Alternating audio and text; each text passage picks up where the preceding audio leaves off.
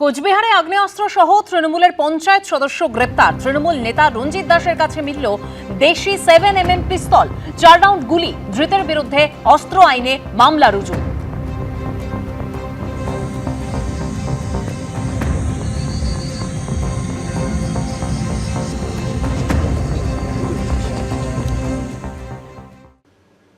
বারুইপুর পশ্চিমের বিজেপি প্রার্থী বিশ্বজিৎ পালকে মারধর, শারীরিকভাবে হেনস্থার ঘটনায় সাসপেন্ড করা হলো 2 পুলিশ অফিসারকে।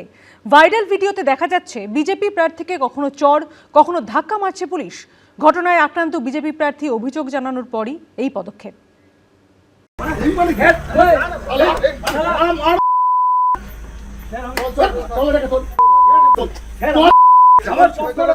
প্রথমে কষিয়ে চড়, এরপর বিজেপি প্রার্থীকে টেনে হিঁচড়ে তোলা হলো গাড়িতে, সঙ্গে অশ্রাব্য গালিগালাজ। বারুইপুর পশ্চিমের বিজেপি প্রার্থী বিশ্বজিৎ পালকে মারধর, শারীরিকভাবে হেনস্থার ঘটনায় সাসপেন্ড করা হলো 2 পুলিশ অফিসারকে। সাসপেন্ড হলেন বারুইপুর থানার ভারপ্রাপ্ত আইসি সমর দে এবং সাব ইন্সপেক্টর সুকুমার রুইদাস।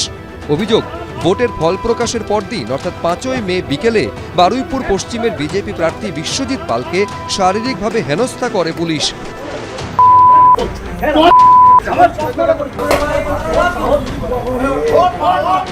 এই কেন্দ্রে তৃণমূল প্রার্থী বিমান বন্দ্যোপাধ্যায়ের কাছে পরাজিত হয়েছেন বিজেপির বিশ্বজিৎ পাল।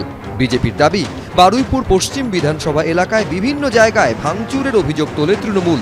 সূত্রের খবর, অভিযোগ পাওয়ার পর ঘটনাস্থলে যান বারুইপুর থানার আইসি সহ অন্য পুলিশ কর্মীরা। বিজেপি প্রার্থীর অভিযোগ, সেই সময় তাকে রাস্তায় পেয়ে বিনা প্ররোচনায় মারধর করে পুলিশ।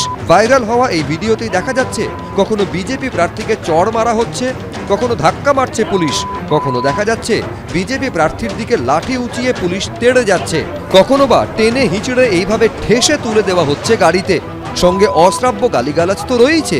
ঘটনায় পুলিশের কাছে অভিযোগ জানান বারুইপুর পশ্চিমের বিজেপি প্রার্থী বিশ্বজিৎ পাল। এই প্রেক্ষাপটে সাসপেন্ড করা হলো ভারপ্রাপ্ত আইসি ও সাব ইন্সপেক্টরকে। ময়ূখ ঠাকুর চক্রবর্তী, এবিপি আনন্দ, কলকাতা।